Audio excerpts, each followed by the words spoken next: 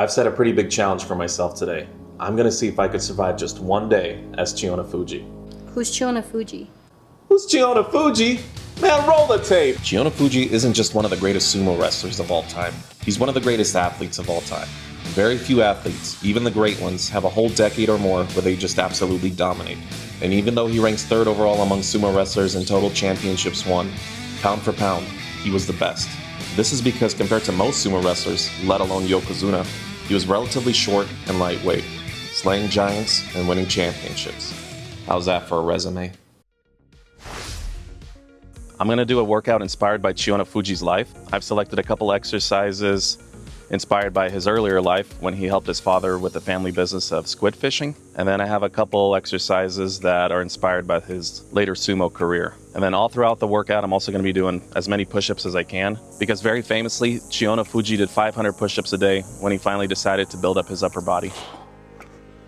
Right on. All right, for the first exercise, we're gonna do alternating kettlebell rows. And the reason I've selected this exercise is because I think it closely resembles pulling a net into a boat. And this translates really well into sumo because it helps your grip strength and your pulling strength, which is very good when you're working the opponent's belt. So it helps with grip as well as pulling your opponent closer in for various throws. And it also helps with lifting your opponent as well.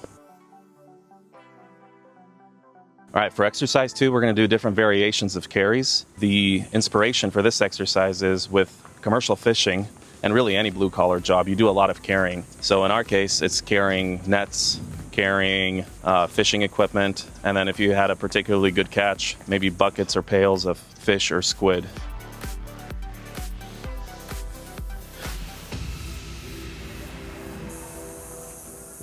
For exercise 3, we're going to do some presses with the kettlebells.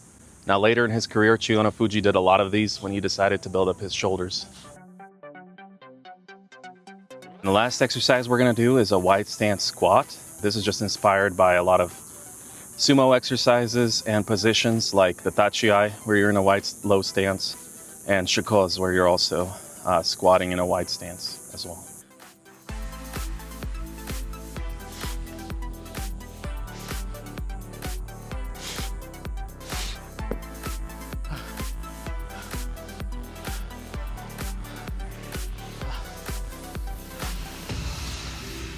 This Arizona heat is brutal. I'm starting to hallucinate. I thought that guy who rode by on a bicycle was Hoshoryu. Whew. After the workout, I went shopping to buy ingredients for a Chiyonofuji-inspired meal. When Chiyonofuji did his shopping, he did it precisely like this. Whee! All right, let's hit that quota of push-ups. Do you think Chiyonofuji would have liked this? I think just to be on the safe side, we gotta get it. I decided to go with squid. This is probably something more along the lines of what we need. Not just because he was a squid fisherman before he became a sumo wrestler, but because some people even say that was the source of his power. I think I'm just gonna get the squid tubes. It's already cleaned and gutted. It'll be much easier for me to cook with. Let's do 3. Anything else? No, that's it. All right. Chiyonofuji would have definitely eaten these. All right, let's go before all the mochis melt. All right, let's get to cooking the Chiyonofuji-inspired meal. But before we do that, gotta rep out some push-ups.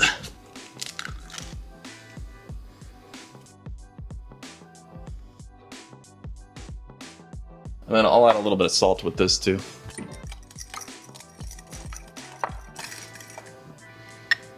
Ew.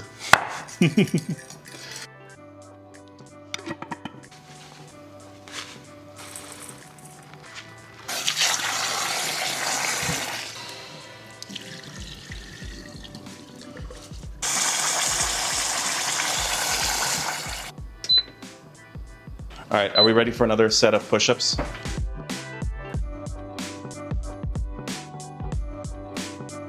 Some of it is still partially a little bit frozen.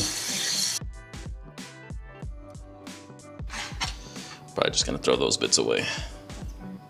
That's like the best part of the squid. Somebody's watching this right now going, "You throw away the best part!"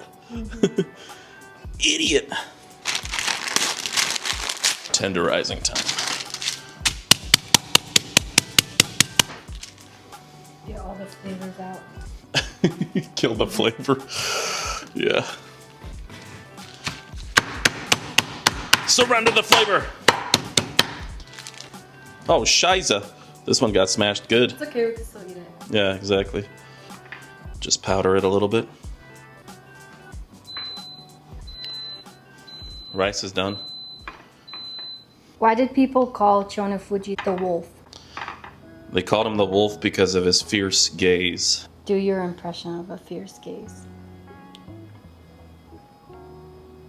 Is that okay? Okay, let me try again. Ready? No? Well, you know, they don't call me the wolf, so maybe that's fine. How did Chiyonofuji build such an athletic body? He did it kind of out of necessity. So he dislocated both of his shoulders, and early on in his career he was pretty skinny actually. And so he decided to focus on upper body bodybuilding style training. So he did a lot of presses, a lot of push-ups. That's why part of this challenge I'm going to try to do 500 push-ups in the day, because that's one of the things that he started doing, 500 push-ups throughout the day. So that with more musculature and meat around the shoulders, the logic is less likely that he would dislocate them again in the future. Let's go in for the push-up. Where did he rank among all-time sumo greats? In terms of championships, I want to say third.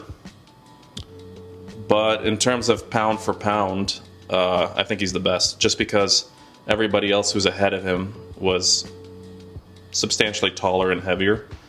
He only weighed about 120 to 130 kilos throughout his prime, which is like 260 to 280 pounds. And he was only like, he wasn't even 6 feet tall. I think it was a hair under 6 feet. So he was much shorter than most other Yokozuna in history, and also significantly lighter, which is what made everything so much more impressive, because he was slaying giants. Why did he retire? Same reason most people retire. He just wasn't able to compete at a high level anymore. He started to get beat by younger guys, and Yokozuna wants to get to a point where they can't, because they can't get demoted. So once they get to a point where they can't compete for the championship, they're expected to retire. Who was the person he lost to in his last match? I don't remember the name, but it was basically like the son of somebody that he forcefully retired when he was a young rikishi. He like beat the father. I don't remember the name off the top of my head, and he was an ozeki at the time. And then so he retired. That was like his sign that his time had come to an end. And then it's when Chiyonofuji got older, it was that other rikishi's son that retired him. That's such an interesting story. I know. His life was actually quite interesting. What's your favorite thing about Chiyonofuji? Well, besides the fact that he was able to do so well, one of the greatest of all time, with a much smaller frame. But also from everything that I've seen, he seemed like a kind, generous person, a family man. And, you know, one of the things I noticed is in a lot of like the interviews and whatnot, he cried a lot, which is actually a good thing because it tells me that, you know, he cared about things and mattered to him.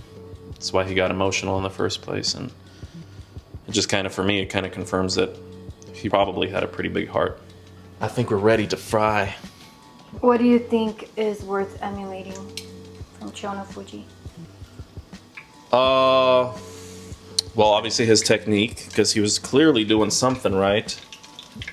If he was, you know, relatively small for his sport, but he was so successful in beating much bigger opponents.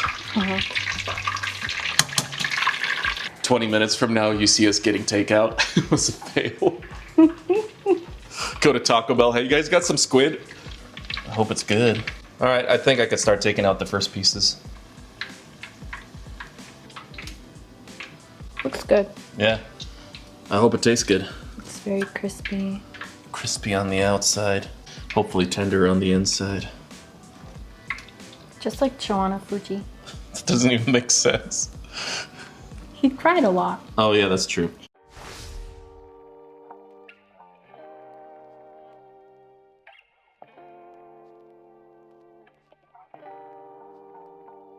Let's try this.